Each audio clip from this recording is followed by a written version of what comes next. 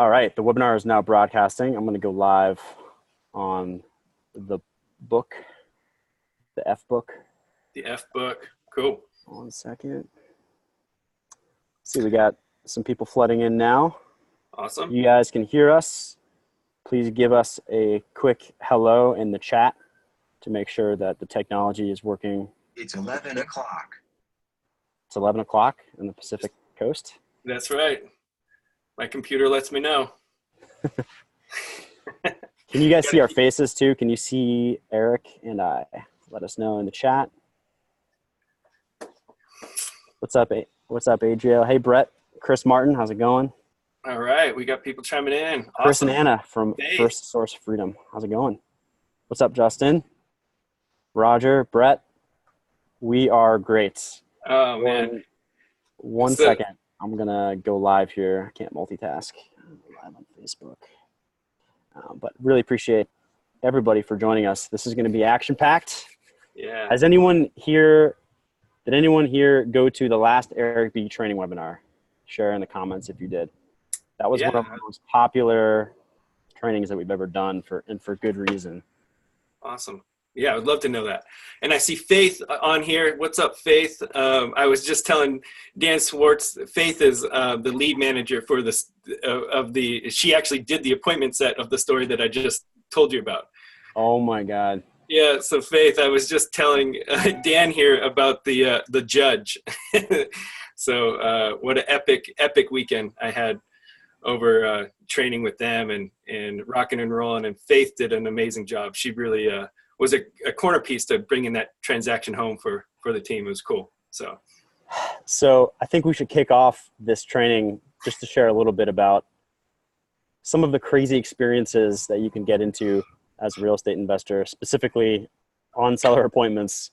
Eric was just sharing with me off of broadcast about this ridiculous appointment that he won on. Tell everybody about the seller appointment that you just got off of. Well, yeah. So this is pre-training here. This is first and foremost, seller appointments are my favorite thing in the world. I just love doing seller appointments. I've been doing them for a long time. And one of the reasons why I truly love seller appointments is because you never know what you're walking into. It's like you can have vanilla, easy peasy seller appointments, and then you can just have just batshit crazy seller appointments where you're just, you gotta be really sharp on your toes. And that's kind of where the skill sets and that's where it really shines. And so I've had the fortune of doing a lot of seller appointments. I put in my slide. I was just kind of rounding numbers. I've done something like over 1,400 to 1,500 seller appointments. Oh my God. Yeah, I know, that's pretty wild to think, but that's about 15 years I've been doing it. So you just kind of grab the numbers, and that's kind of where it ends up. So the stories are vast, and that's why I love it. But this last weekend was one of my top 5 seller appointments, and it was it was crazy from a stance that it was full of guns in the house. A guy that was in a really bad situation on multiple levels, not only financial but emotionally, and kind of running out of options for himself. And Faith here on the call, she did the appointment set, and it was amazing because the guy wasn't responding to any type of marketing. He wasn't reaching out to anybody. He was in his own dark space, which is not uncommon.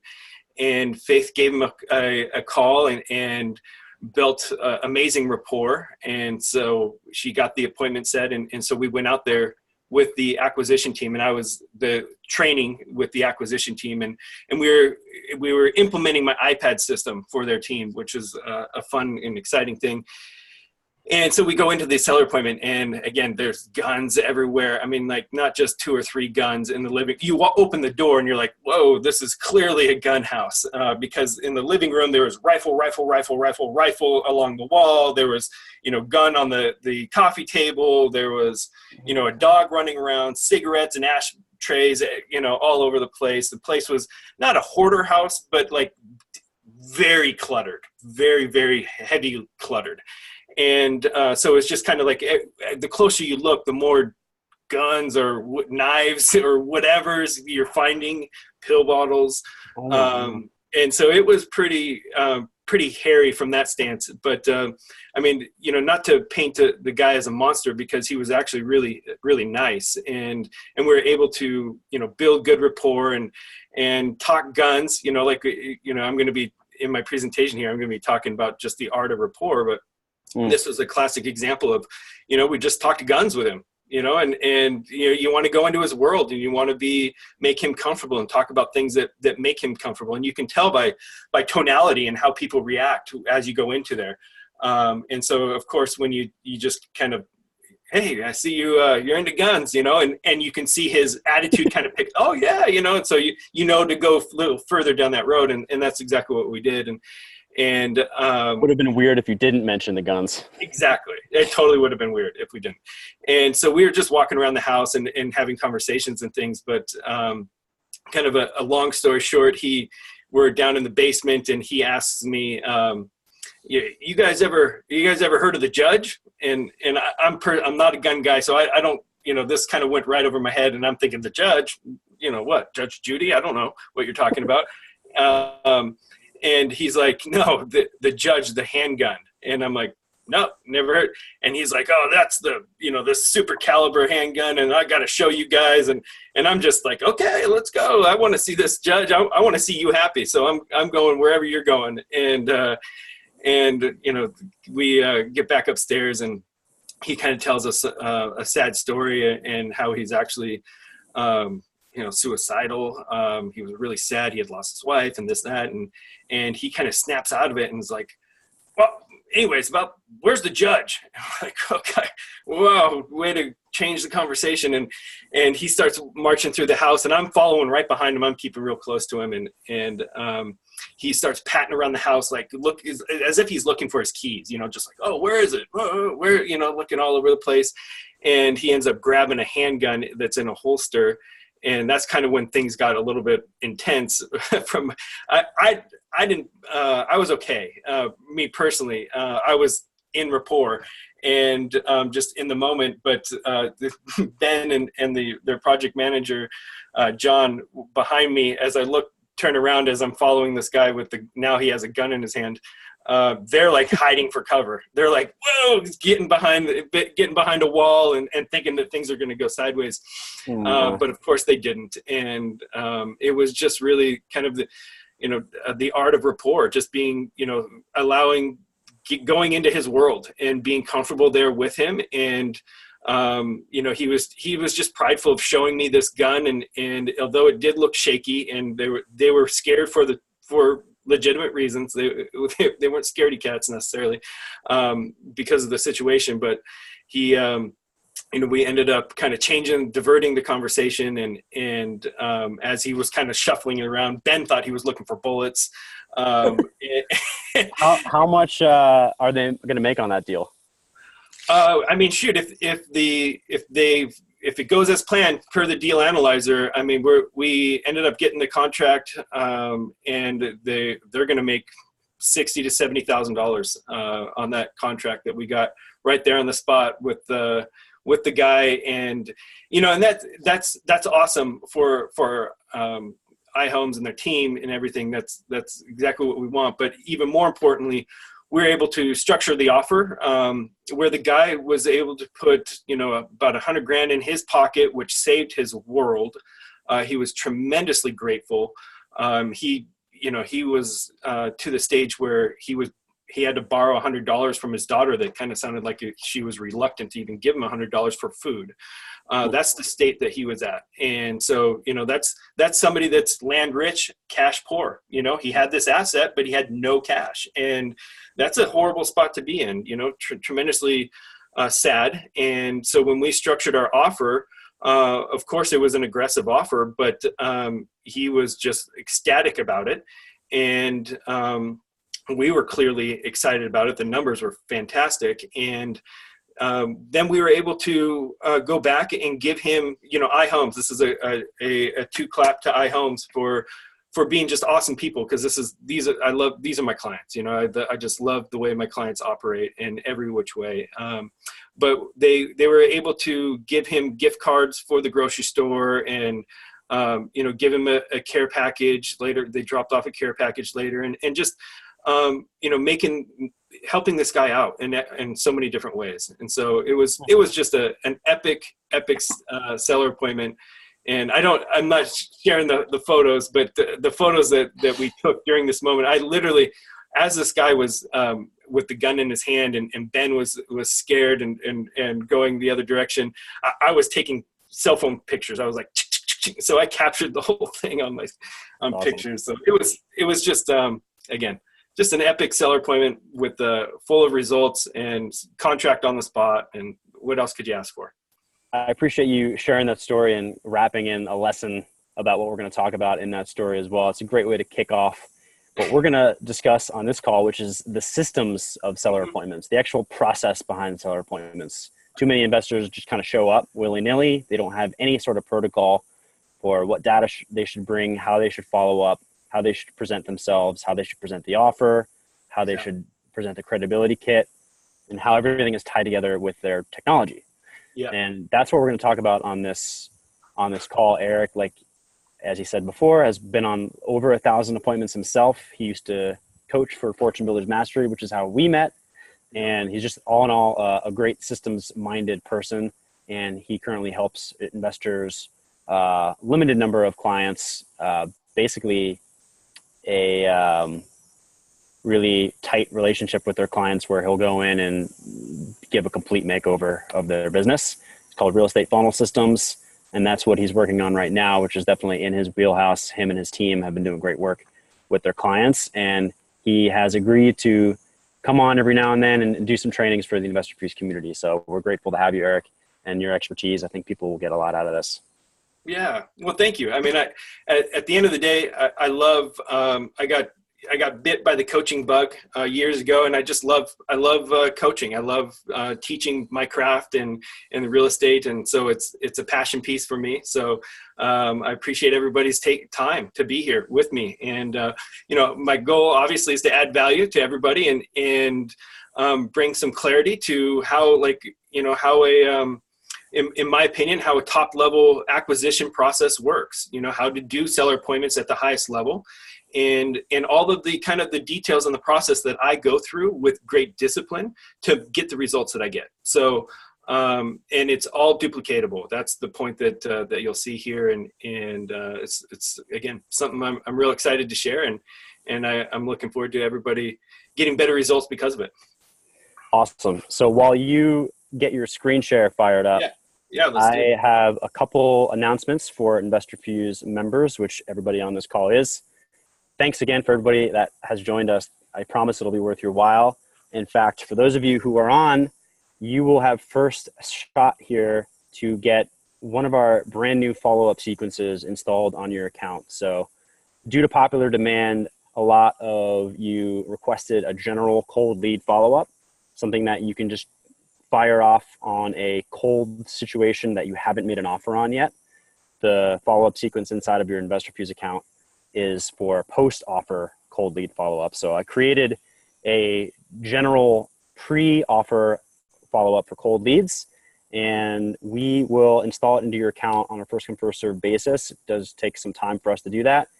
I just posted a link for you to check out the actual copy of that sequence. If it looks good to you and you want it in your account, there's a link on top where you can request your install, and our team will go and put that follow-up sequence in your account.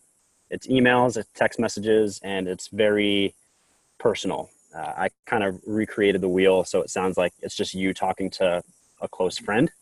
It's meant to engage. It's meant to get the seller to respond to you, and it lasts for 412 days or something like that. So kind of went for it on this one. Make sure to request an install date. You have to click on the link. You have to go and request the install, and then we'll load it up in your account. So that's a little thank you to all of you for your patience and just being valuable members of our community. I appreciate that. And another thing I need to announce is we just released a feature to route your text phone number. So if a seller calls the phone number that you texted from inside of Investorfuse, we can route that to go to your phone or any phone number of choice. If you're interested in getting that set up, we can also hook you up on that. It's pretty huge because right now the workaround is just putting the callback number in your text signature. But now if they actually call that number, you can just have it forward right to you. So the link for that, I will share in the chat section. It's investorfuse.com/route text number. Route text number. I'm going to share that with you so you guys can hook that up. Just a little bit of updates for you there. And without any further ado, Erik Bee, take it away, man. Yeah, awesome. Well, yeah, so here we go. We're going to get right into it. So the theme of this presentation, as you guys all know, you signed up for it, is it's creating seller appointments at close. It's having the seller appointments at the highest level, and getting contracts, right? And that's the money-making activity. So that's what we're going to be doing. This is actually a picture of one of my seller appointments, doing the contract on the coffee table. That's the way we do it. This is the paper version of what we do. I operate with not only paper contracts, but as you'll see now, I'm primarily doing, and I shifted about 2 years ago to doing all of this process on an iPad. So you'll kind of see that theme throughout this. But the point is when you do a great job, you can get the contract, whether it's on an iPad or on paper or whatever it is. So here we go. So what's in it for you? How to set good seller appointments. A big part of this is the set. It's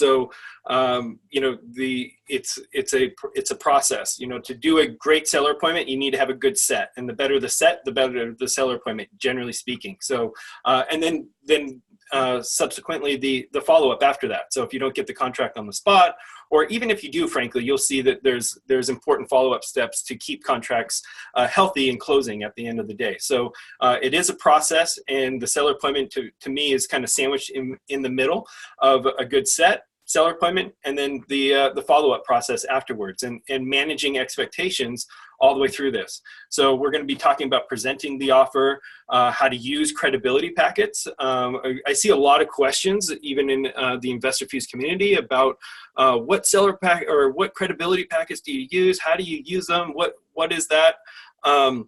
So I got a lot of experience on that topic, and I've done every which way, super simple ones to very extensive ones and everything else. And so you'll see kind of where it settled in for me and on that topic. Managing expectations, that's a big part of this process. Is a lot of times when things go sideways, it's because expectations weren't kind of managed through the process. And then obviously following up to win. So that's what we're going to be going through here real quick. For those of you that don't know me, I've been doing real estate. I've been born and raised in the real estate. My family's a real estate family. My father's an appraiser. I got right into the family business right out of high school. Real estate appraising was my trade. So I got my real estate license, or my appraisal license, when I was 19 years old, and jumped and started appraising with my father. So I appraised full time in Seattle for 6 years, but that was my first 6 years of real estate was as an appraiser. So that's the foundation of how I operate, which you'll see in my presentation. I really do lean on my appraisal process, and everything to do with the appraisal.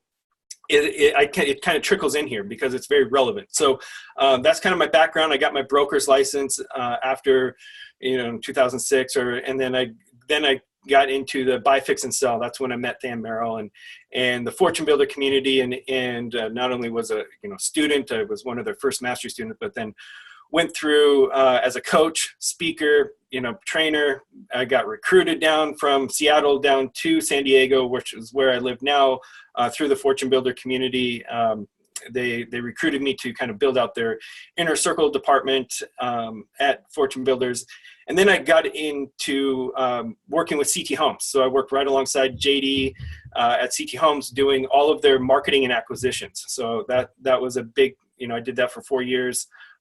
We would do over 100 transactions a year, and my responsibility was to get the phone to ring and to then carry the seller acquisition all the way through, the phone to ring, working with the seller through the contract. So the acquisition of that process. So that's where I really honed my skills. And then I got recruited over to another company where I was building out their acquisition process, where again, we were doing high volume, 100 plus transactions a year, all essentially under my watch. So the kind of the stat that's relevant to this, this moment right now is the sheer number of seller appointments that I've been on.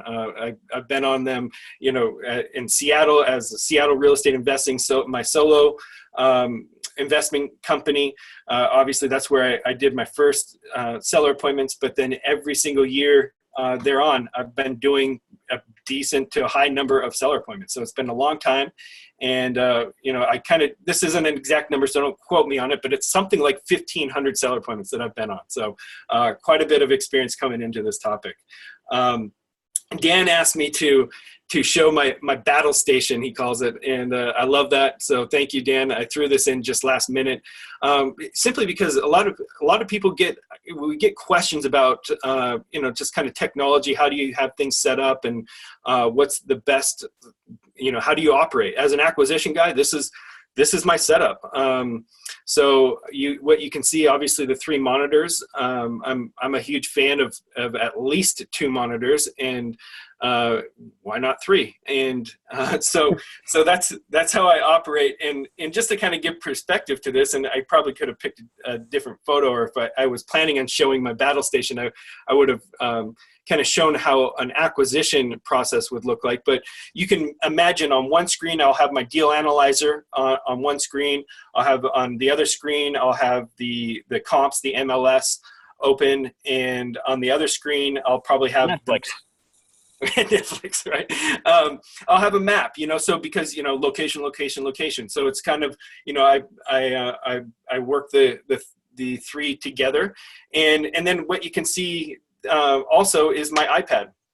So I have my iPad positioned on my desk, because my iPad is it's my favorite tool within my business as an acquisition guy. And it's heavily incorporated into my world, as that is my pen and paper. So every note that I take, it's just, I've been doing this for about 2 years now, where I used to carry a paper, journal, or, kind of a notepad, leather bound, like you see it's so common, carrying that around. And so I was no different. But I swapped paper and pencil out 2 years ago for my iPad and Apple Pencil. So this is, this is my Apple Pencil, my iPad, it's how I take every single note of every meeting that I ever go to, including seller appointments, personal notes. If I, just like I would carry my paper and pen. So it's ingrained in my life. And that's really important for this topic, from a stance that I have created a system, my iPad system, where every single document that I ever need for a seller appointment is in my iPad. Purchase and sale agreement, credibility packet, my deal analyzer, everything that I need to make a buying decision or handle a transaction, including short sale paperwork. It's all in my iPad, and I can fill it out on the spot, make adjustments on the spot, and then produce PDF with very little time. So that's a huge adjustment that I've made in my business. And it's just number one, you have to be prepared. Like the acquisitions at the highest level, you have to be able to dodge and weave and maneuver through the moment for what it is, so that you capture the moment. And Than Merrill years and years ago just beat into my head, which I adopted wholeheartedly, was you have to be prepared, and you have to have all your paperwork ready at any given time. You never know when the money phone's going to call, or when you're going to have to go to a seller appointment. So the progression of that, what that looks like is, I used to carry a file cabinet in my car, with all my purchase and sale agreements in there, my credibility, all that paperwork I had a file cabinet in the back of my car so that, you know, if I needed something, I could go and do the seller appointment. Repair sheets, note paper, all that stuff. And then years as the progression went, I was doing a lot of short sales, and short sales is very paperwork intensive. And so it was really hard to, you know, be ready for, oh, I need this bank specific paperwork, or I need, you know, this specific paperwork or whatever else. So again, I would have a file cabinet in my car. And then because that was like, I would run out of paper or whatever else, I started carrying a printer and a scanner in my car. It's so that when I was sitting at a seller appointment, if I ever needed anything, that I could grab my printer, print it on the spot, and take action. So you can see how that's an important theme in my world, is just being ready to adapt to the moment and take action. So I was able to, with this iPad, I was able to get rid of the file cabinet in my car, get rid of the printer and the scanner, and handle all of that with my iPad. So that was, you know, obviously, and it's really easy to carry around. So will you cover what apps you use on your iPad later? Yeah, absolutely. Yeah, I will. So that's my process. That's the thought process. That's why, you know, what it comes down to. And, you know, I've been, you know, kind of born and raised in the acquisition world, you know, not only as, you know, a practitioner of it, but as a trainer. And this is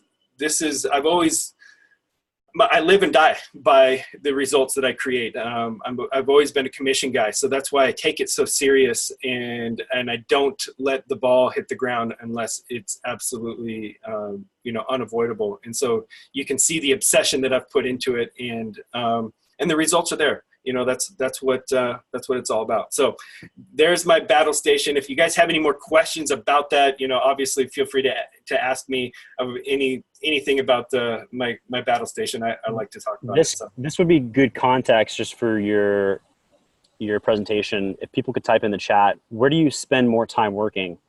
At home at your battle station, or mobily just with your cell phone or your iPad? Type in the comments. Where are you spending more time these days? Is it back at home and in office, or is it in the field at appointments? It would be good to know, because I think we're all increasingly turning into a mobile friendly world, which is definitely what our vision is for Investorfuse. But I'm just curious where people are spending their time, because my whole thing is try to spend as little possible time at your computer as possible, or at least make sure the time is spent effectively, which is what this talk will be about. Yeah, great point. Marissa says battle station, 50% in office, 50% in field. Yeah. Yep. So, you know, and I agree with that. Like, I would spend, you know, when I'm doing a high volume, as your volume progresses with seller appointments, you have to be able to spend more and more time in the field effectively. And that's kind of where that whole iPad concept came in, where, you know, I would do 10 seller appointments a week or something like this. And so it would be back to back to back. And so I had to be very efficient and thorough when I'm out in the field, and I couldn't just rely on my home base. So yeah, absolutely. Totally agree. So here we go. Getting into the flow of this content here, how to win the deal. This is the flow chart. I know it's a little bit of an elementary flow chart here, but stay with me. Qualifying the client lead is number one. You know, the better you qualify it, the better it is. And qualifying the client goes right into setting the proper expectations and understanding the potential deal killers that can come up prior to a seller appointment. So the better you can qualify a client and set the proper expectations, the better the seller appointment is going to go. So we're going to be talking about those concepts, and then the pre-appointment prep. What do I bring into the field? Why? And how does that go? So I'll discuss that. Then what do I bring to the appointment and meeting with the client, then presenting the offer, and then the follow-up process. That is the flow of my world. So and what I teach. So a couple books. I always like to give people resources on these topics, things that have been impactful to me. These are books that I have read once, twice, maybe even 3 times. So Never Split the Difference, Chris Voss, great. Ask More, selling through your ability to ask good questions is, I mean, that is a differentiator from, an average, salesperson to an extraordinary salesperson is how well and what questions are you asking, and how impactful those questions are. This book is so good about that. So if you ever feel like you could get better at asking questions for discovery reasons, for motivation reasons, for all those things, this book for sure. And then Persuasion Skills, the Black Book. This book is an NLP book. I'm a fan and practitioner of NLP. I just got my practitioner certification here not too long ago, and so it's a big part of my life. And understanding the language patterns. Everything in sales and influence, so much of it is about the language patterns that you can speak to. And so this book is absolutely excellent. If you haven't read these books, definitely put these on your to-do list or on your docket. Put them in your queue because they're excellent. The Black Book, the Persuasion Skills, it's not an audio book. I always get asked, is that an audio? Can I get the audio? Nope, no audio.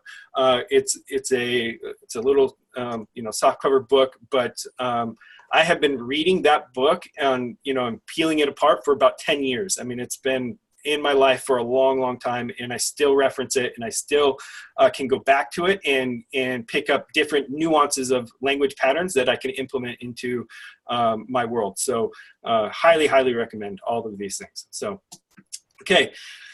Rapport. This is a quote from Tony Robbins, my man. I love Tony Robbins. I'm a huge, huge fan. He's probably one of the largest influences in my life. But rapport is the ability to enter someone else's world to make him or her feel that you understand him and you have common bond. That to me is the foundation. That's the art of it. So the studying the art of rapport, I would highly recommend. There's a lot of different people that speak to this topic, but just know that your ability, or if somebody's managing your leads, a lead manager, the first point of contact with a potential client, it's all about rapport. To me, that's the glue to a transaction, is how much rapport you have. The more rapport you have, the better the influence that you can have, the better alignment all the way through a transaction, and the more likely that you are to overcome any sort of an adversity that comes up in the transaction. So transactions aren't always perfect. That's just to say what it is. We run into challenges with transactions, whether it's a renegotiation, a price reduction, or closing timelines that need to get bumped, or all these different things that happen in the world of a acquisition. The better your rapport is with the client, the stronger you're gonna, or the more likely you are to keep everything together. It's just that I really see it as the glue, the bond to everything. So if you have very little rapport and you get a property under contract, oftentimes that client will, they're not loyal to the situation or to the process, and they'll bounce on you. And that's the most painful way to lose a transaction, money. Then going through all of this effort, getting it under contract, having escrow open, and then having it fall apart. There's nothing worse.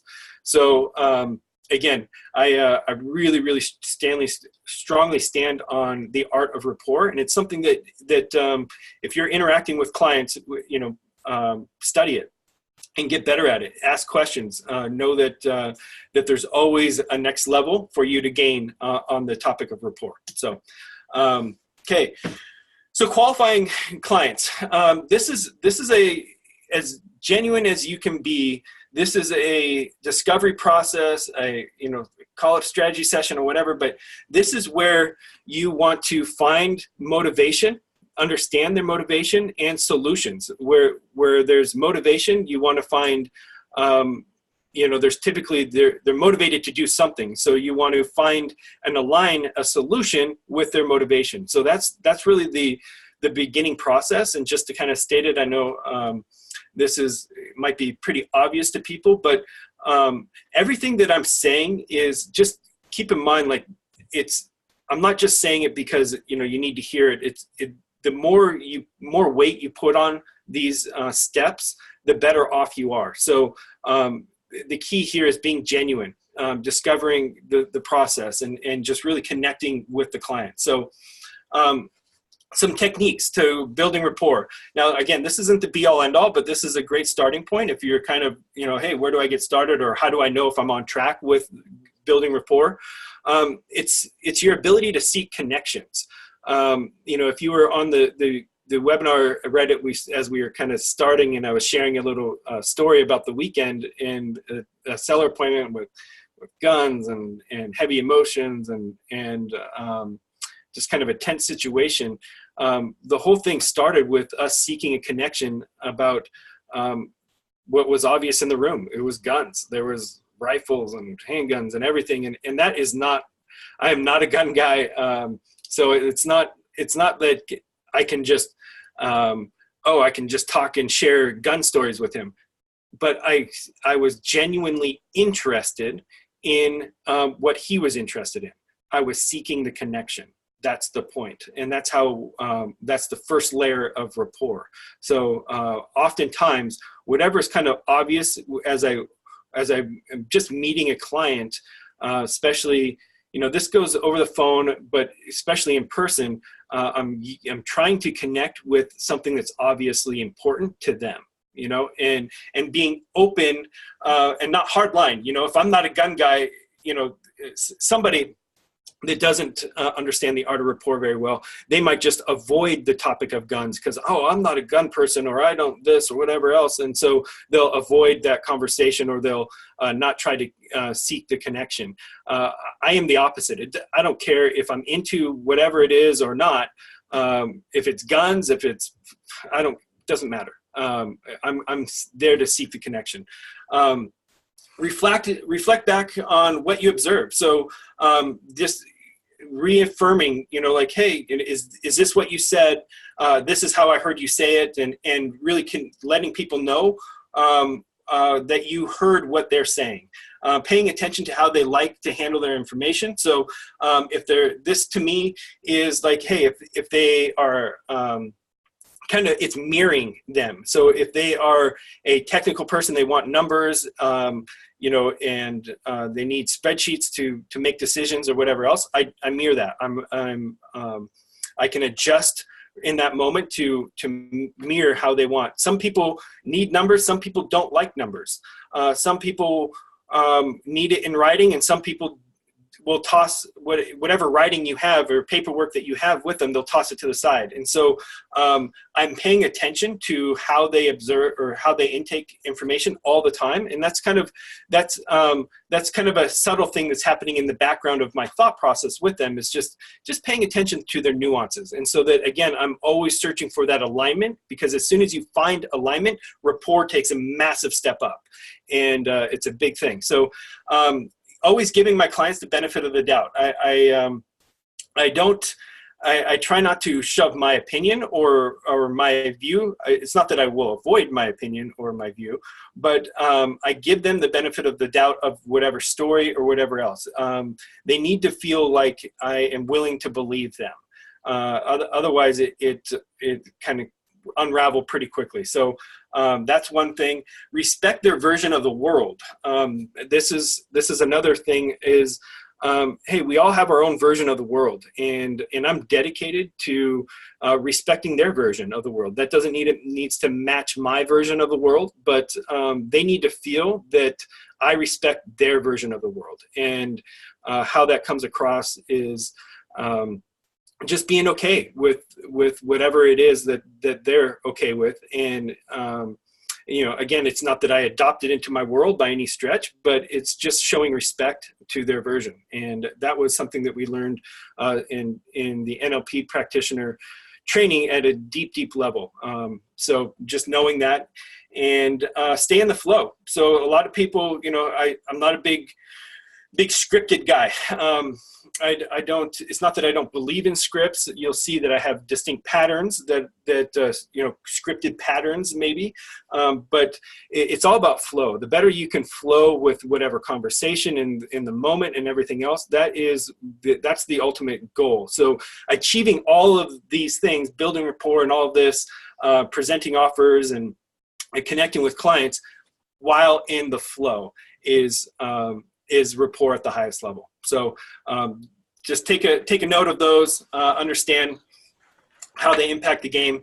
Now, want to interject there. Faith Dickinson left a good comment that providing context with notes in your CRM is actually another great rapport building technique. Since we deal with dozens of sellers per week, you forget about the little details that make the interactions more personal. So use the notes section inside Investorfuse diligently, because that's how you can trigger yourself to get back into the flow with that seller, so you don't have to rely on memory dealing with all those people. Yeah, well said. Absolutely. And that's just, kind of making sure that you're armed to find the alignment. Those notes and those little ingredients that Faith was talking about, those are all ingredients that allow you, those are things that's kind of like what you use to find the alignment and make sure that you're in more rapport. So the better those notes are and the better that you can utilize those notes in the field, just ups the rapport game. So well said, Faith. I totally agree. And that's why you're killing it. Step one, have complete accuracy and understanding of the client's exact situation. That's what we're here to do, is understand where they're coming from and know their version of the world and what's going on. What we're trying to lead them down is not only having a bond, but then creating a solution, aligning a solution that we can provide with their desired outcome and understanding, again, their situation and what's happening here. So this is what you do prior to, the better you do this prior to the seller appointment. So again, just to, kind of bring back the timeline here, I'm talking about the initial steps of working with a client and that initial kind of, if it's maybe a lead manager and some of you are maybe a solo investor where you're wearing all these hats. Well, if you're wearing all these hats, this all applies to you, obviously.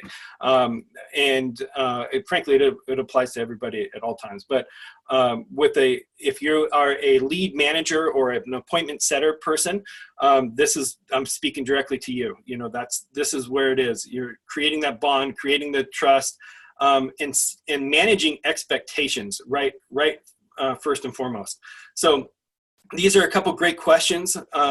Again, this isn't intended to be like, you have to ask this question and this is how you do it. No, that's not what I'm trying to say here. I'm just giving examples of different phrases that work, So as I tell all of my clients, any suggestion or script or anything that you hear from me, try to understand the principle of why that script or that phraseology is there and put it into your own words. And if these words match you, great. But that's the point, is to understand the concept behind it and make it you, because when it's you're in the flow.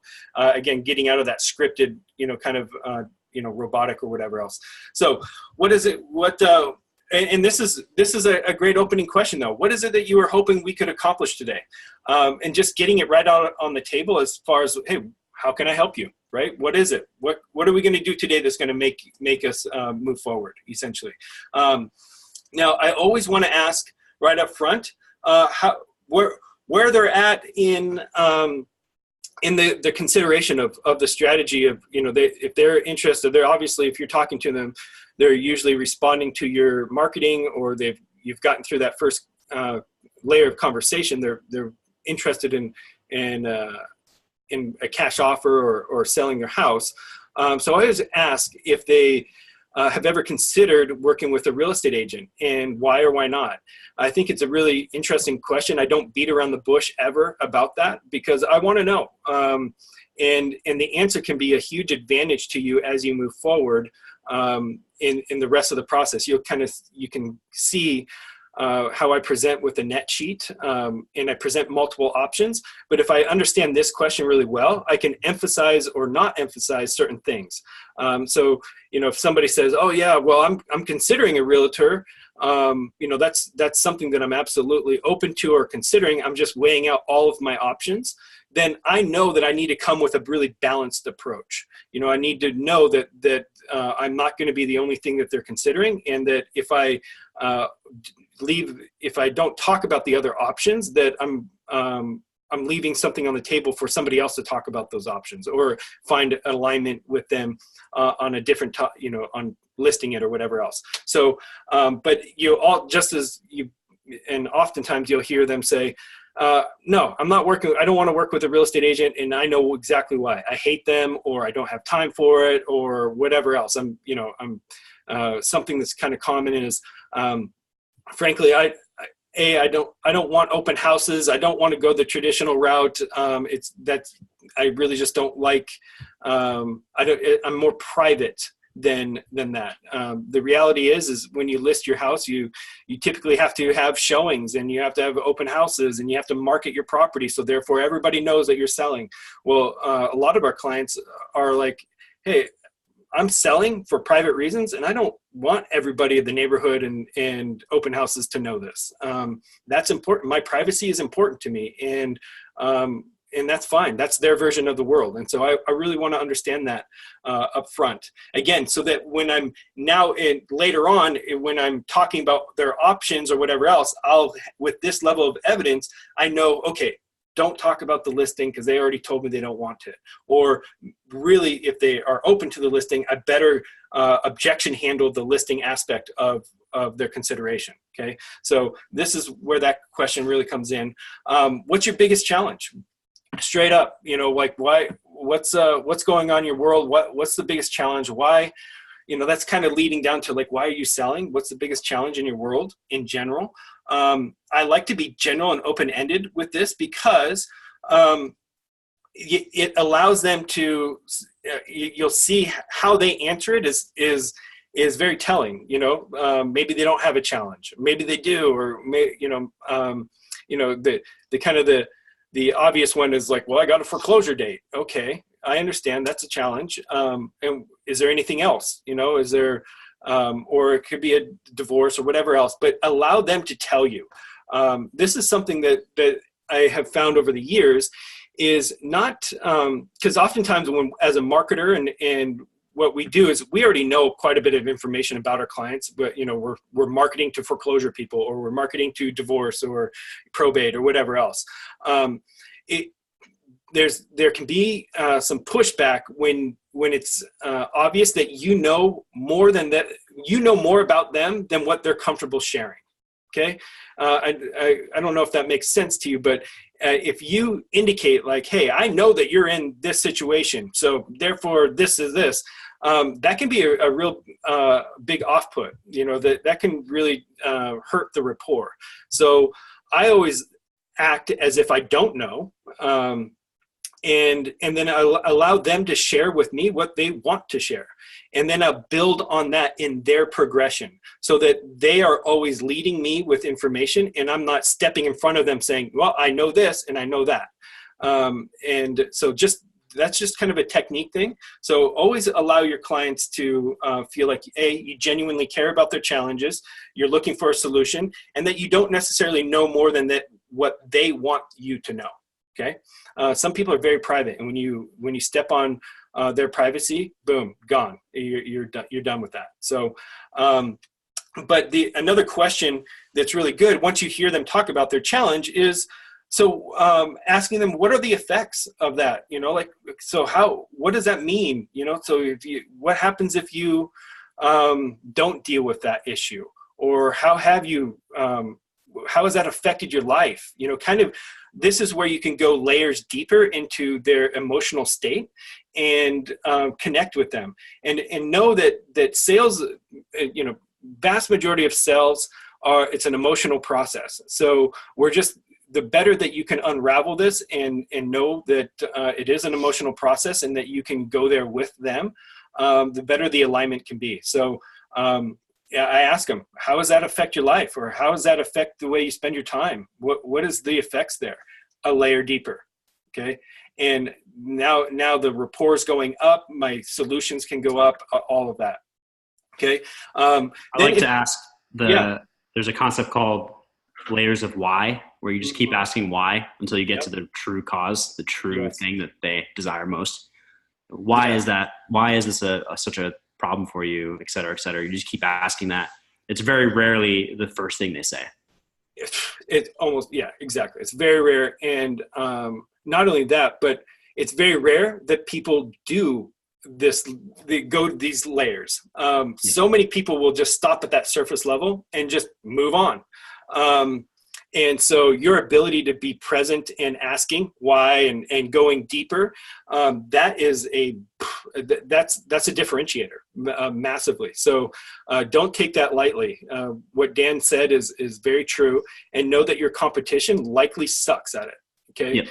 That's the truth. Your competition likely sucks at it. So if you're good at it, massive advantage in this whole process. Okay. Just a quick time check. We're 15 minutes in. I definitely want to just keep doing your thing, but let's make sure we have time for a Q&A at 10 after. Yep. So 20 more minutes of the presentation. And then if you can do that, I'm sure you have a lot to cover. In the meantime, folks, we have Erik live here, so make sure to ask him questions while you have them. I want to be respectful of your time, but I also don't want to limit the information that he shares. So just keeping you in check, Erik. Yep, you got me. Sorry. Tell me about your property. So obviously you want to collect all the issues about your property. If you notice in my questions while I'm building rapport, I'm not heavy about the property, bedroom, bath, No, I don't do too much of that. And the reason why is because you can find that on county records. So I go through and find out. I just ask them, hey, tell me about your property. Any major issues that you know about? Kind of rattle them off. Any roof, any of those big ticket items. Okay.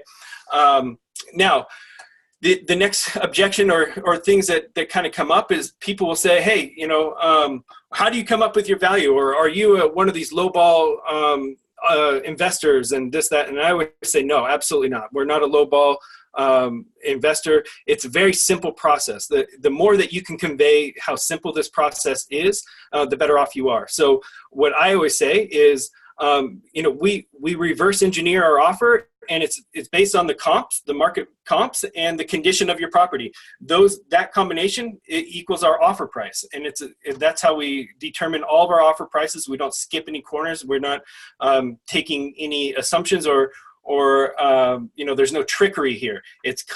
Our offer is based on the current market condition of the comps. Okay, the condition of your property, boom, that reverse engineers into our offer. That's a very logical and simple thing to say, and it's the truth. Okay, so keeping it simple, how you explain that makes all the difference in the world. So make it very, very clear to them. Comps, the condition of your property equals my offer. Okay. Once we get through that initial that stage there, then it's the desktop analysis. Now this is where I spend maybe 20 minutes doing a desktop analysis prior to my appointment, and the whole point is very obvious. You need to understand the comps, and you need to be prepared for the appointment. Now the key that I want to say is you got to be prepared for the appointment. Don't go to appointments if you don't have the comps and all the details. It's just you're leaving it on the table. So how prepared you go into the field is a direct correlation to the results that you're going to get in the field. So I always do run my comps, and I bring my comps into the field with me.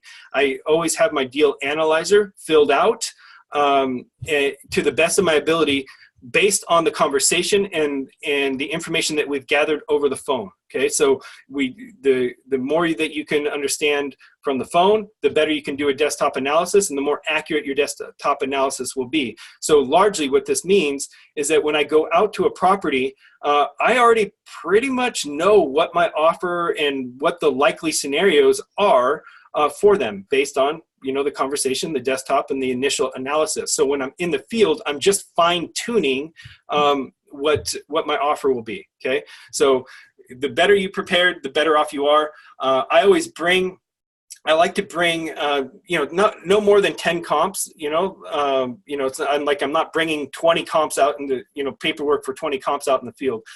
No more than 10.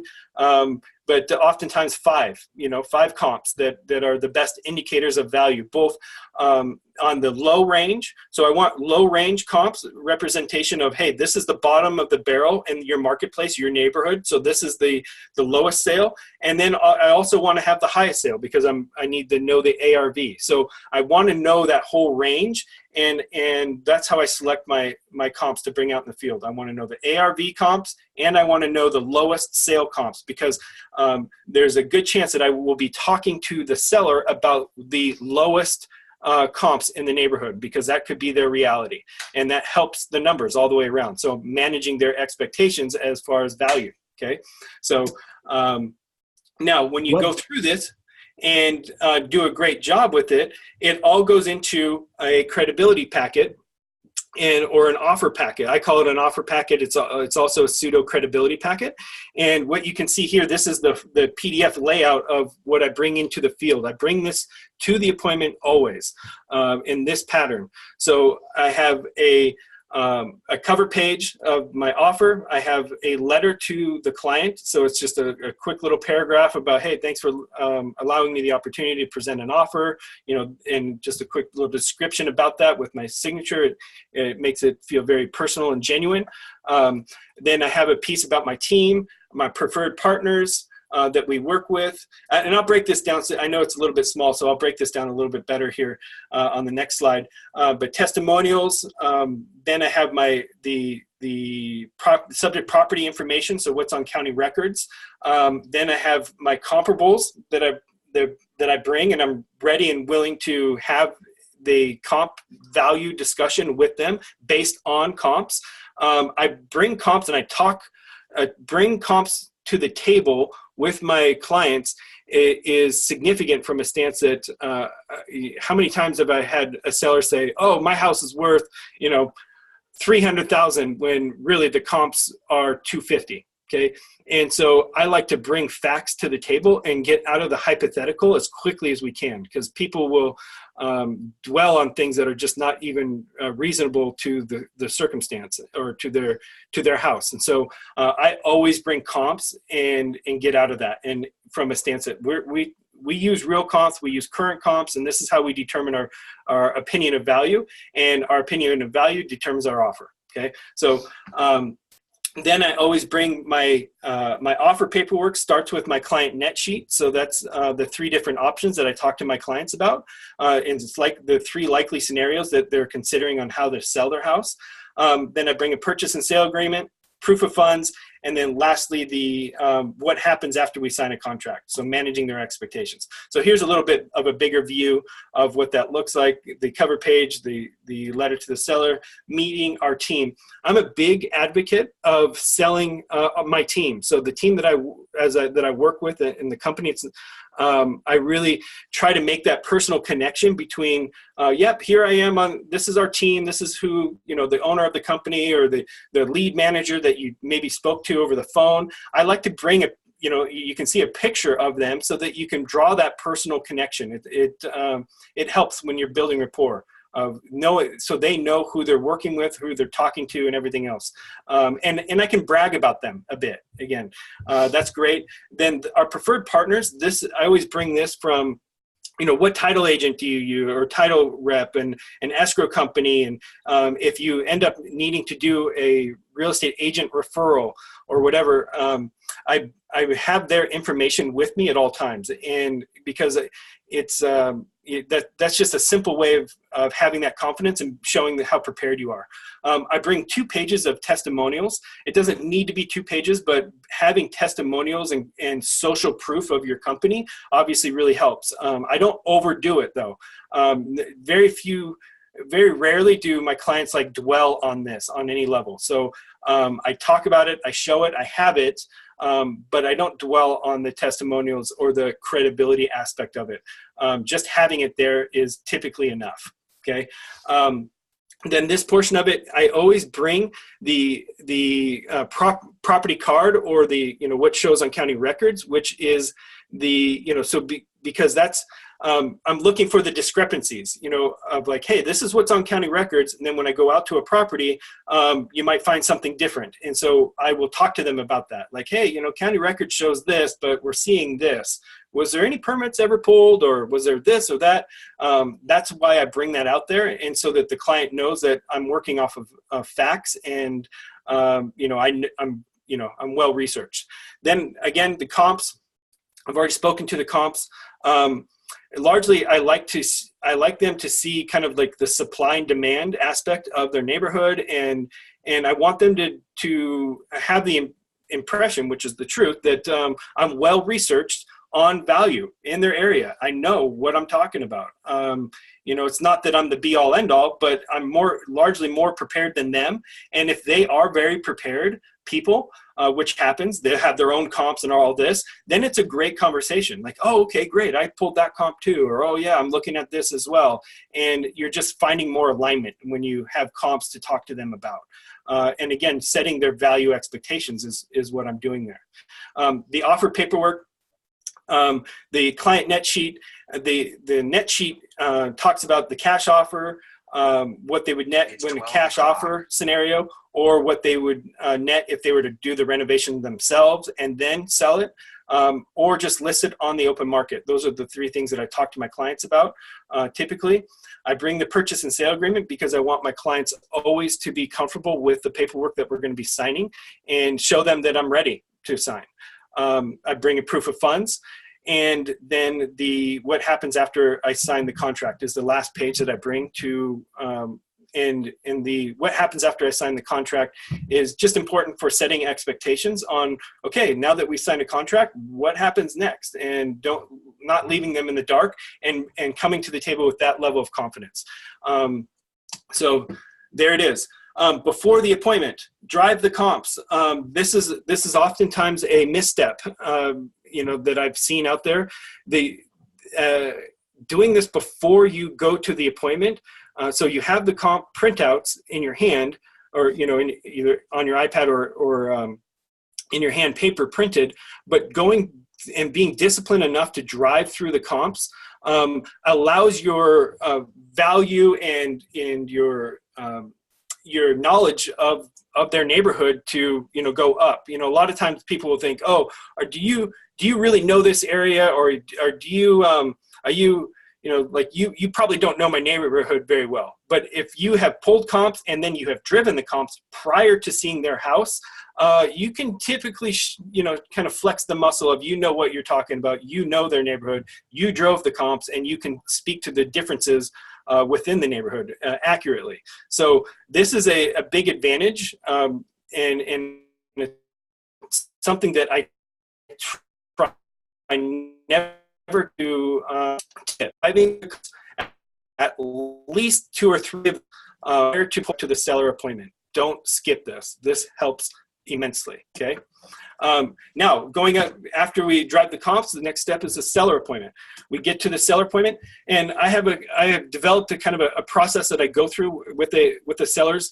I'll go through this with you, but it's largely kind of going through the rapport building, doing another lap of the rapport steps that we had talked about earlier in this presentation. So again, doing another lap around that, not in an annoying fashion, but just in a way that we're revisiting these topics, kind of peeling open that any sort of an emotion that we were able to uncover, or deal breakers, or anything else. I like to talk about the advance agreement.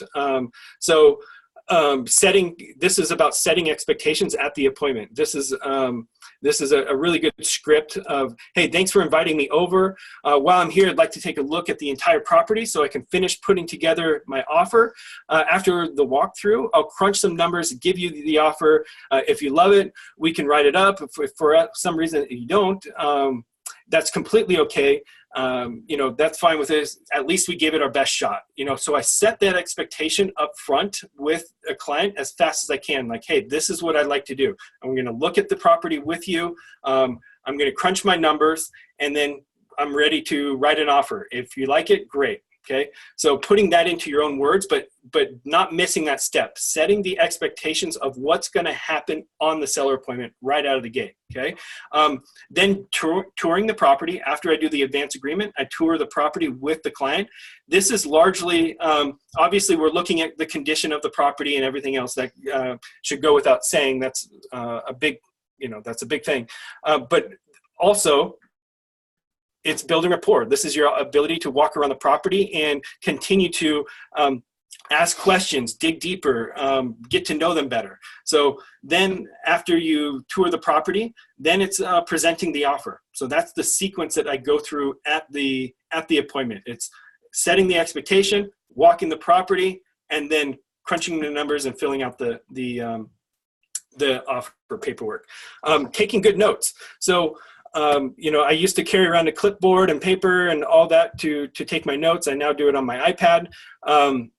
And this is what it looks like. I mean, this is a real deal that I did. And so I have this templated process where, you can see here that I'm just circling things and this is like an inspection, a high level inspection checklist. So how's the roof, the electrical panel, the furnace, AC, window count, foundation. These are all things that while I'm walking around the house, I'm looking at this piece of paper and just circling, taking notes, just scribbling, but it allows me to have that mental checklist to make sure that I didn't miss anything in particular. This is an old thing that I used to do as an appraiser. This is how an appraiser oftentimes does it. So I'm scribbling down my notes. I'm taking notes on my opinion of ARV. So prior to, as I drove the comps and I'm looking, at the comps that I pulled, and as I'm driving them, I'm taking notes. Hey, this comp was the good comp. This one was not a good comp, and refining my opinion of ARV. That's the goal there. So I do that, scribble those notes down. I always, not always, but oftentimes I like to sketch out the floor plan of the property. Especially if it's an odd one or something that's really noteworthy, I take the time to know the layout and just scribble it out. You can see it's pretty elementary, but it's effective for when you go back into the office and you need to take more detailed, that little sketch and in combination to the photos that you're taking in the field, paint a really clear picture. Now, especially if there's like an addition or something weird about the property, being able to communicate that to your contractor, your project manager, or a subcontractor that you might need to have kind of verify some information. If you have this level of notes, the better off you are. And I'll even take a laser, let's see, I have it right here. This is a laser pointer. So this is my tape measure, and so I'll use this bink, and I can get a quick measurement of something at the house. So if it's an addition or an odd sunroom or something, and you need to know, like, okay, this is 40 foot by 20 foot and it's unpermitted or whatever else, I use that little laser thing and I jot those notes right there on the iPad and document it. So highly recommend for whoever's in the field. This one, I've tried a bunch of them, but this Bosch one is, it's been my favorite. So super easy. It's in my car. I just use it when I need it. Okay. So as I go through this process, the next thing I do is fine-tune my numbers. So now that I've walked the property, I've got good rapport, I've set the proper expectations, I'm on my iPad, I have the deal analyzer open that I've already pre-filled out. So now I'm just adjusting the deal analyzer. Okay, based on the comps that I drove, based on the condition that I'm now seeing, if I'm wildly off, then great, I can make those adjustments right here in the field while I'm sitting on their couch, as an example. I'll kind of kindly excuse myself for, like, hey, do you mind if I, just takes me 5-10 minutes to run my numbers or fine tune my spreadsheet. And I'll either do that like kind of in the living room right there, or sometimes if it's, given a circumstance, I might go out to my car and kind of excuse myself for a little privacy while I run my numbers. But I fine-tune my deal analyzer and I fill out my repair sheet. I don't skip this step. I fill out my repair sheet every single time. It's about being thorough and accurate. That's the most important thing. So I know there's a lot of people out here that will kind of breeze through this or not be disciplined to doing all of these steps. But that's where you find problems, when you're not thorough through this. And so, again, because I understand and respect that, I built a system on my iPad where I can go through it. Like this fine tuning my numbers takes me less than 5 minutes. I mean, or 5 minutes. It's not a big daunting task, and therefore I'm accurate. And it really demonstrates at the seller appointment how thorough I actually am. So I do that. Then after I get done, kind of fine tuning my numbers, the next thing is on my iPad, the numbers will automatically adjust for, if they're needed to be adjusted. And I can sit down and have a real conversation with them about, okay, based on these comps, based on now me walking through the property, like I said, now these are the 3 logical options that I see, that my clients are going to be considering. Now, again, to go back to at the beginning of this presentation, I said, hey, if I already have evidence that they don't want, if they're not considering any other options, they just want a cash offer, then I don't dwell on this. I'll kind of skip over this because there's only one conversation to have. So this is a tool to show that you have a balanced approach, that you're looking at all options and you want the best solution for your clients. And this has been tremendously effective for me, just to, again, demonstrate that I'm not just looking out for, not just trying to shove down my cash offer down their throat. I'm a real balanced professional, and I want what's best for them. And they need to know, and they respect it when if they're leaving money on the table, like here in this example on the screen, it's, 305 is my cash offer, but they could get, looking down at option 3, they could get, per the as is comps, they could list it and get 355. Okay. So most of the time a seller, if you're not working with a net sheet, they will do that rough math of, you're offering me 305, but comps are at 355, like I'm leaving 50 grand on the table for a cash offer. Okay, that can be challenging, right? And so oftentimes that mental math is happening whether they say it or not. And so I like to just bring it to the table and just discuss it for what it is, and not let the their internal thoughts take a different scenario, or have an objection that you're not uncovering. So I call it, and I bring it down to the net. Okay, so yes, you could get 355 potentially on the market based on the comps and what we're seeing here, but after you pay real estate commissions and everything else, you're actually only going to be netting 325. So I just bridge that gap between, hey, I can offer you 305, and your other option, if you want to go to the open market and potentially get 355, you're actually going to only net 325. So you're really only leaving, potentially 20 grand on the table as opposed to that 50 grand. So that's a very effective conversation, and my clients really, really like the way that I display this, and with the confidence and accuracy. So I know that I know what they're thinking. So I want to be one step ahead and prepared for it. That's what this is doing. And again, my clients just almost unanimously just love this net sheet and the consideration there. The middle option is like, well, hey, if you were going to, if you're going to put your own money into the property and then sell it for the top of the market, essentially flip the property like I would, fix it and then sell it. This is how much you would net. Now, very few of my clients ever can have the resources or the time or any of the ingredients to pull off option number 2, but I'd bring it up, and just to show them, like, hey, this is the ARV. This is how we would do it. You're going to have to put 50 grand into your place to get that offer. So it is what it is. But having that ability to talk each option is powerful. Okay. Now the really important ingredient here is being this prepared allows me to not leave the point of sale. Okay. This is because I've done this pattern. I'm ready to move forward accurately right there. And that efficiently, so that there's no double guessing, stutter-stepping, or like, oh, well, I need to go run some more numbers, or any of that business. It's like, okay, if seize the opportunity. This is where this is where the rubber hits the road. And if you are prepared and if you've done a great job, then and your offer makes sense, obviously, then sign it, get it done right there. Whenever you leave the point of sale, the closing ratio diminishes catastrophically. I mean, it's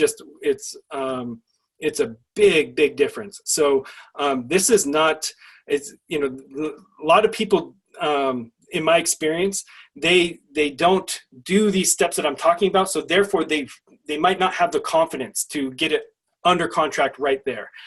So I'm teeing myself up and setting the expectations the whole time, all of this, to make sure that this moment happens, that this moment, when this door opens, I'm in it. There we go. Point of sale, let's sign. You're ready? Let's do this. You're ready now? I'm ready now.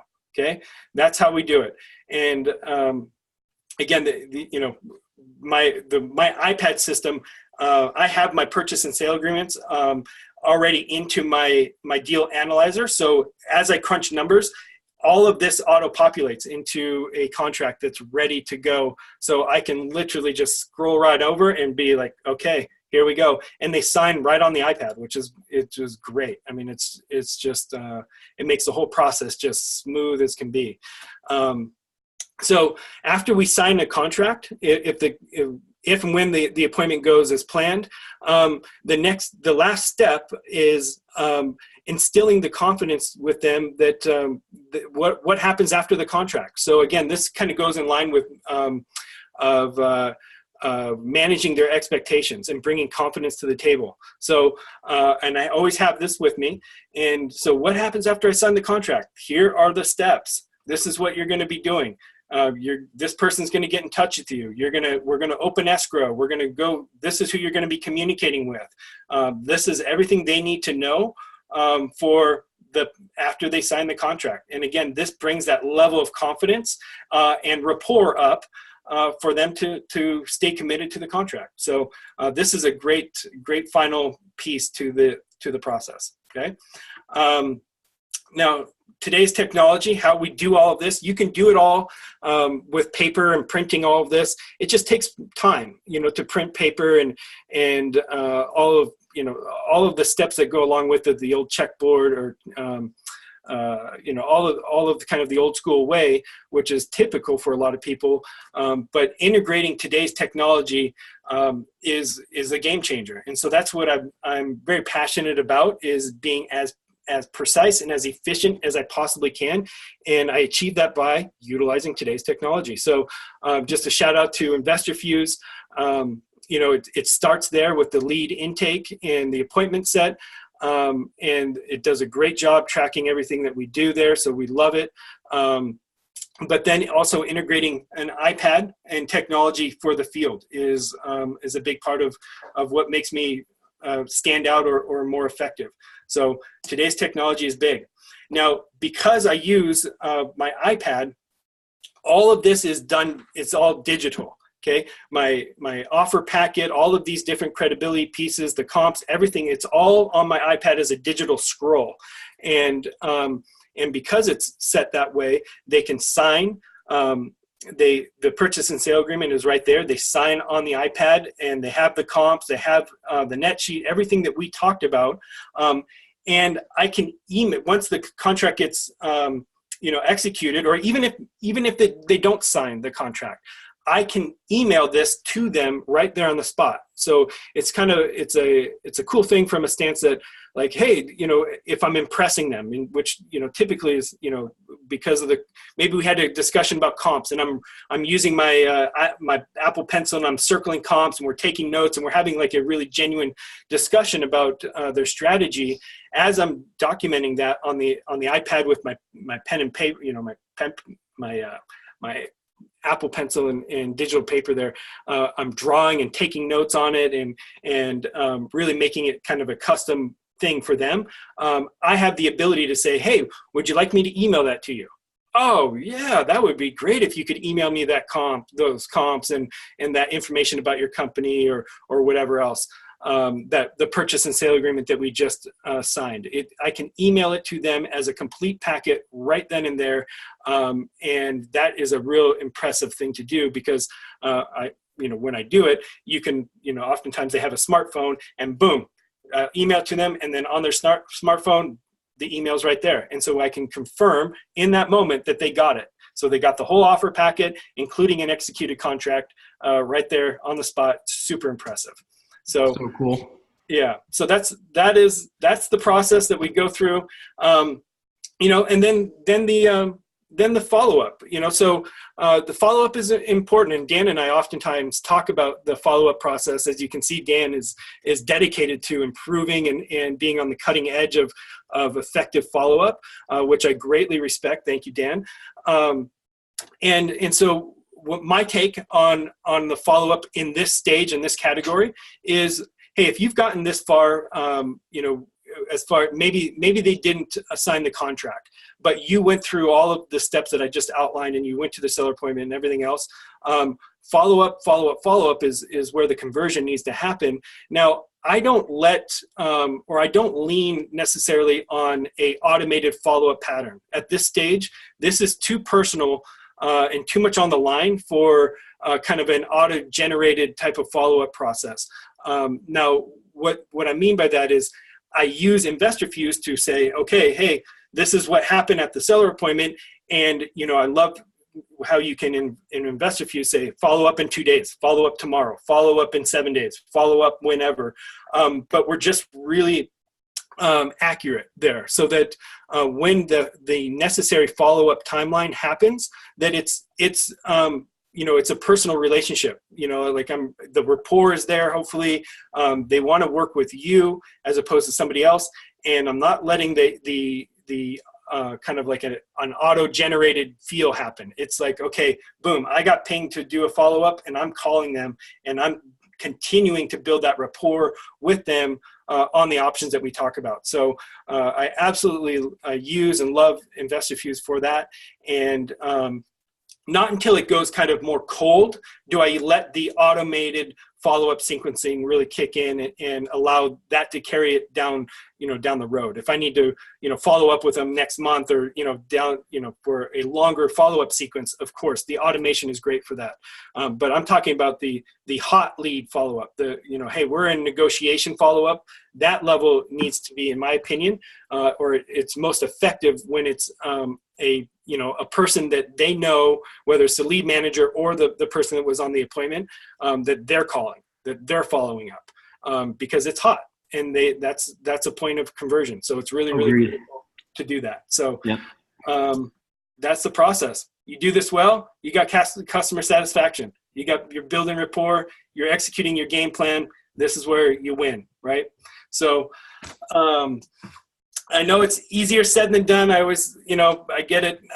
It's great to hear it on a webinar, but I'll tell you that these are the steps that you do. The better you do each one of these steps, the better your results are going to be. So everybody's on their own progression with this stuff, and but practice being taking this process as serious as you can.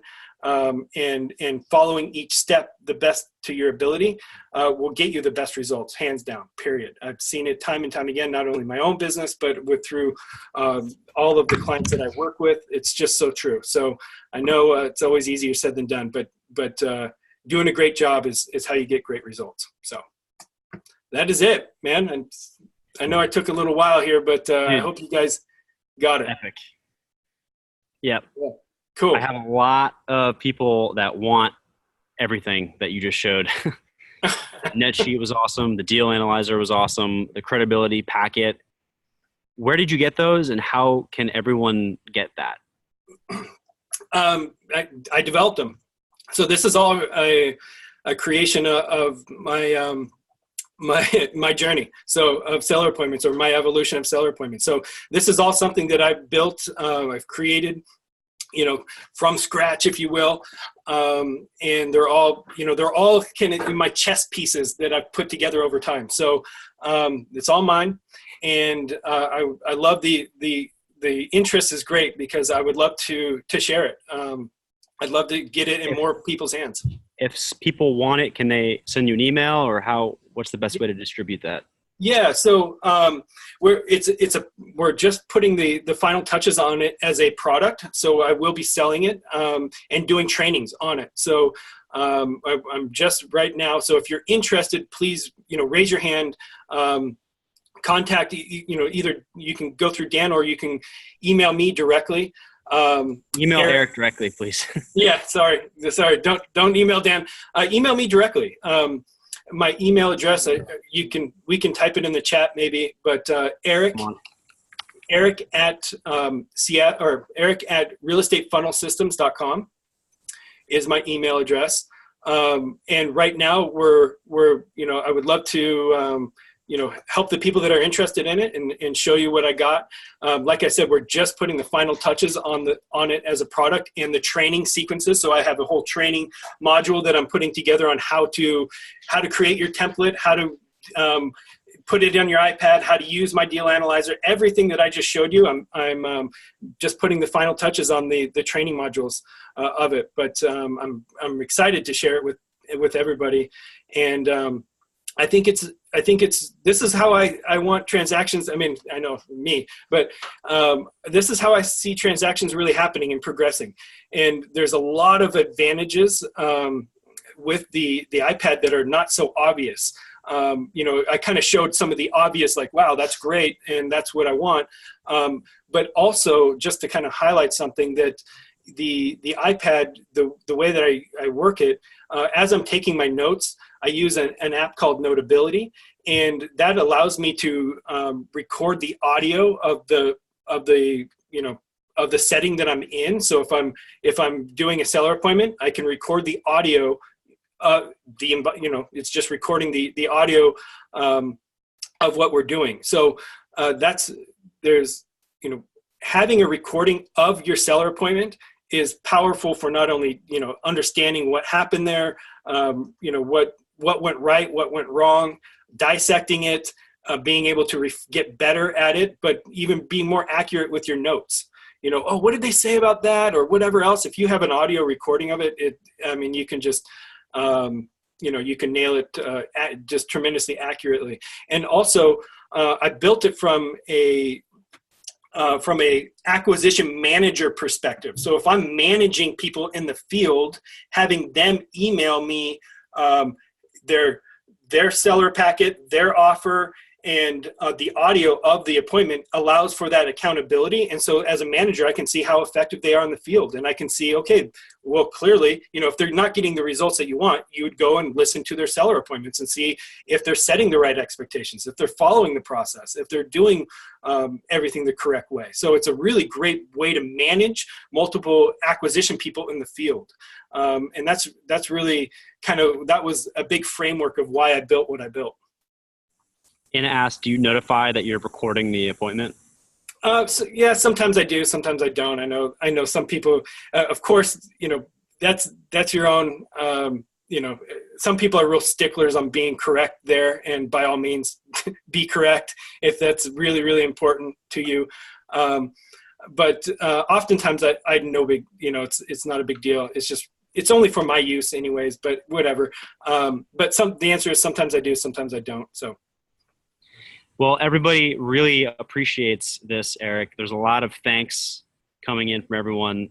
I'm so grateful that you came on and shared this stuff. Super valuable. This is really where the rubber meets the road, and I feel like too often it gets slid under the table and people just kind of do it willy-nilly. Yep. Marissa said, everything you just shared is so amazing and appreciated. I've been developing my own forms. These are superior. Roy says, totally agree, Melissa.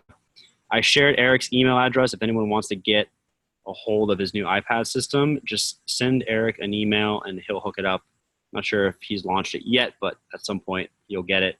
Eric at realestatefunnelsystems.com. I also shared yet again the link to get our new cold lead follow-up sequence. Yeah. So this is before you make the offer, and it's a cold lead. They have a house that eventually they're going to want to sell, but there isn't really much motivation.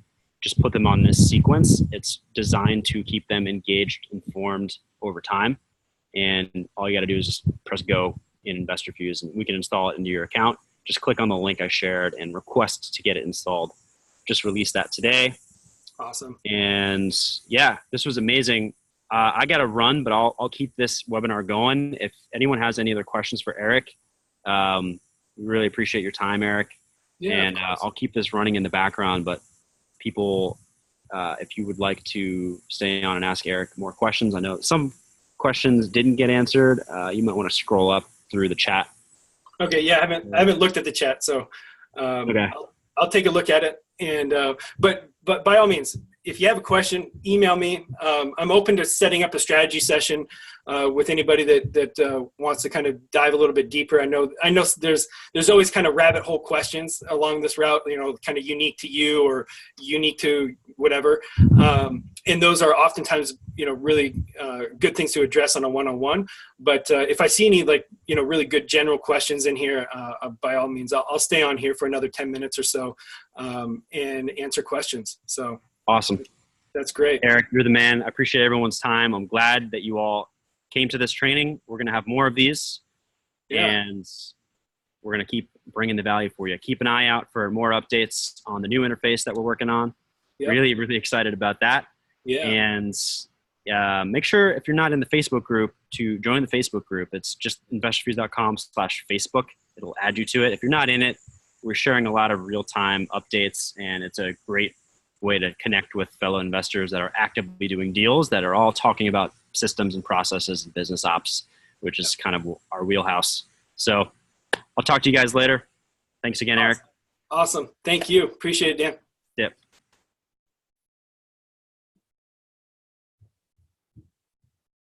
All right.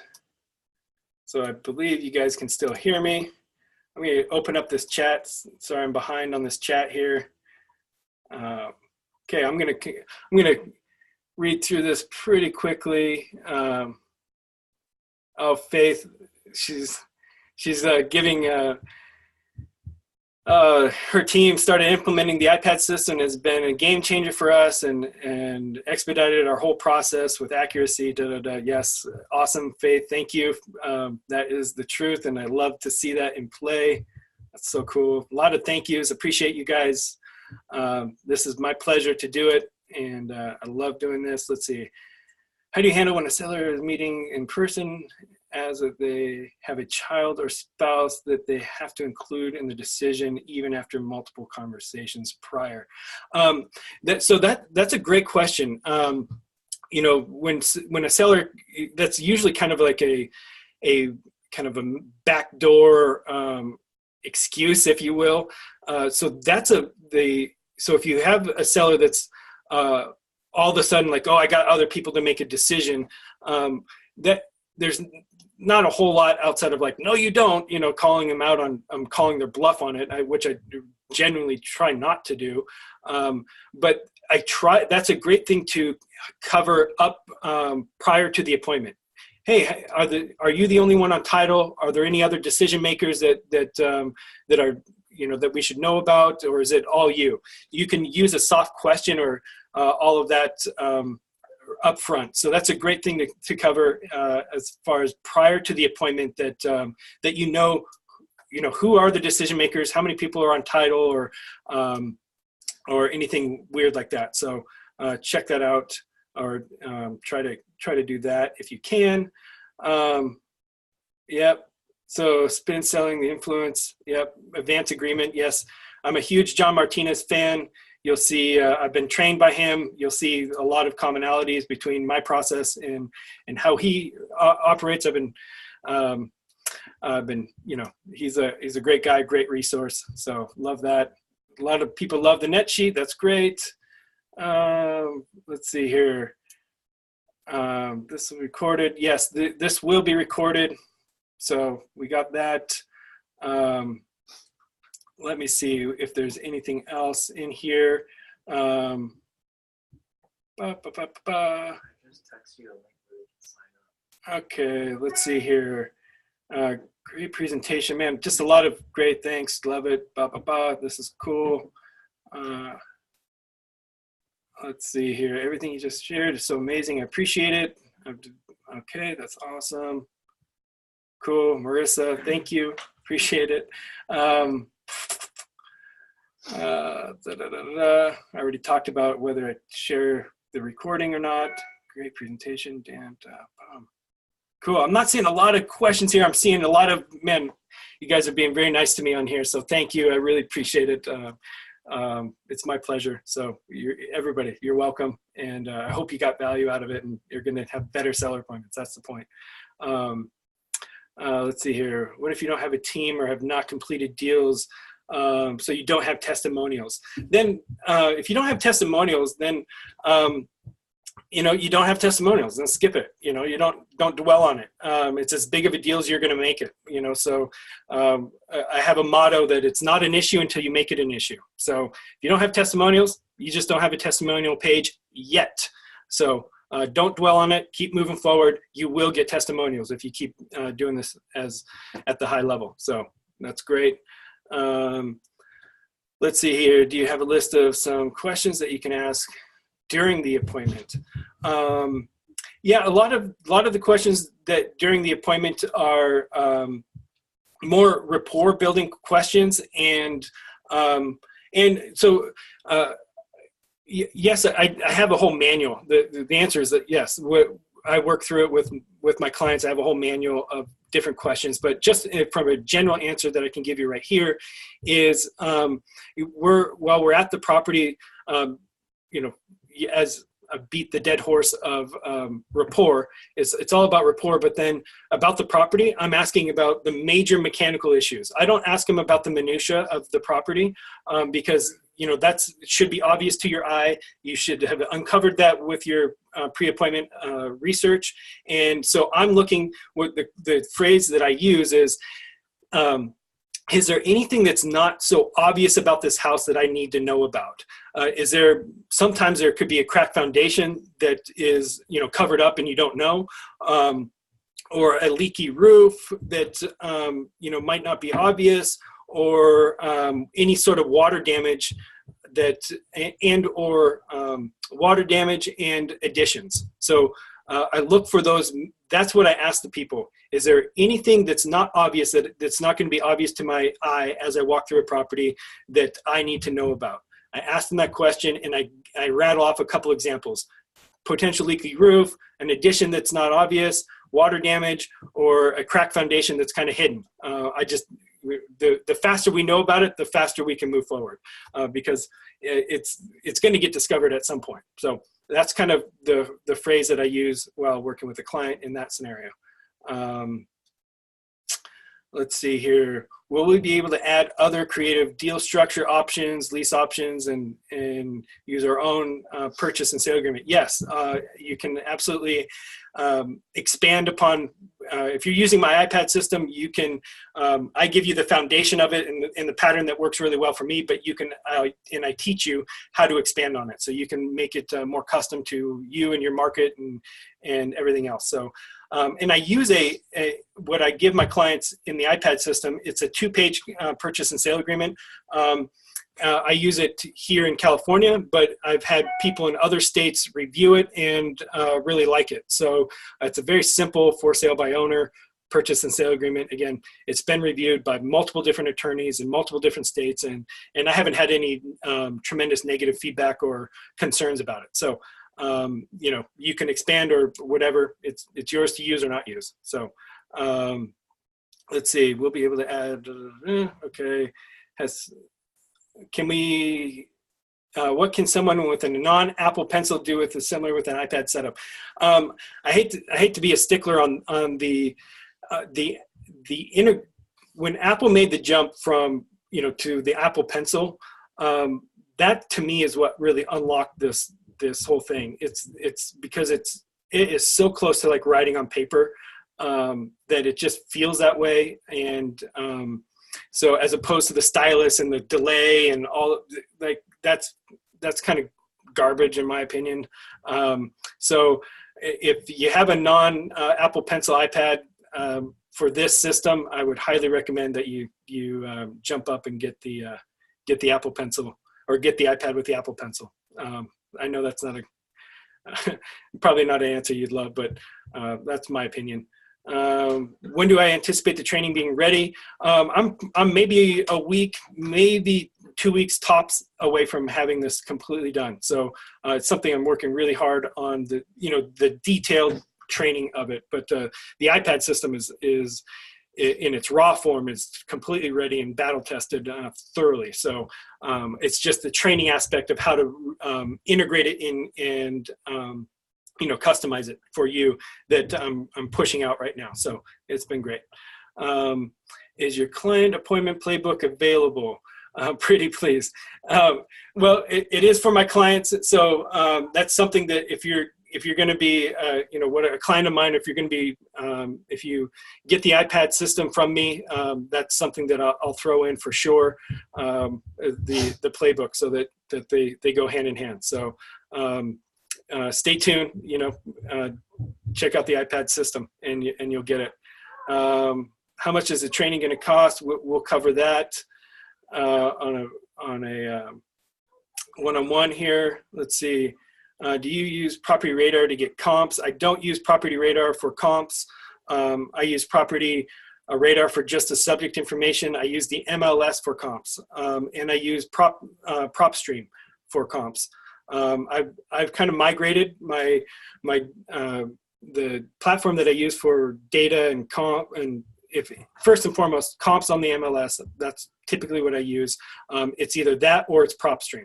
Those are the two resources that I use in general. So if somebody was to buy a new iPad ASAP, they were pretty tech savvy, they could skip the training. Yeah, well, let's email me. Let's have this conversation, Eric. I appreciate your enthusiasm for sure. And let's email me. Let's talk about it, because I would love to get it in your hands as soon as possible. I don't like waiting around just like anybody else. So that's really cool. So, and the training, like I said, the training is about a week, maybe 2 weeks away from being completed. So I'm not opposed to working with people that are, want it before the training's done and just get after it. I'm not opposed to that. So just again, email me. My email address, eric@realestatefunnelsystems.com, and we'll have a conversation. Let's get that going. So I'm going to kind of scroll to the top, do a quick scroll to see if there's any other questions. The funnel system does what again? Sorry, I missed it. The funnel system that's our marketing consulting company that I run, that we work with our clients to develop their marketing, their whole marketing system. So we develop and we manage our clients' marketing from a direct mail to their landing pages, to their text messaging marketing, to their voicemail drop marketing, direct mail, and we also do our Facebook custom audience for our clients. So we have a complete marketing suite that we deploy and manage with our clients. So it's a really effective system. And that's a question that was back here. I'm just answering it here. Let's see here. Private consulting. Yeah. Eric. If I want to upgrade to 7 monitors, that's a good one. I like it. 3 is good for me. The battle station. Okay. All right. Well, I think kind of scrolling through, I think we got most of the questions answered. Again, let's if you have more detailed questions, or if I'm not seeing your question, email me at eric@realestatefunnelsystems.com. That's the best way for us to move forward. So, man, if you're still on the line, thanks. I really appreciate you, and we'll get rolling. Final question, Tyler. Do I use an iPad Pro? Yes, I do. I use an iPad Pro. So I think it's only the Pro models that are Apple Pencil compatible. But you could correct me if I'm wrong there. But as long as it's Apple Pencil compatible, you're good. So I'm not too hung up on the Pro, or it doesn't even need to. Yeah, it doesn't need to be the best iPad. It just needs to be compatible with the Pencil. That's the best ingredient there. So we're good. So awesome, guys. Cheers. Look for you on the next training.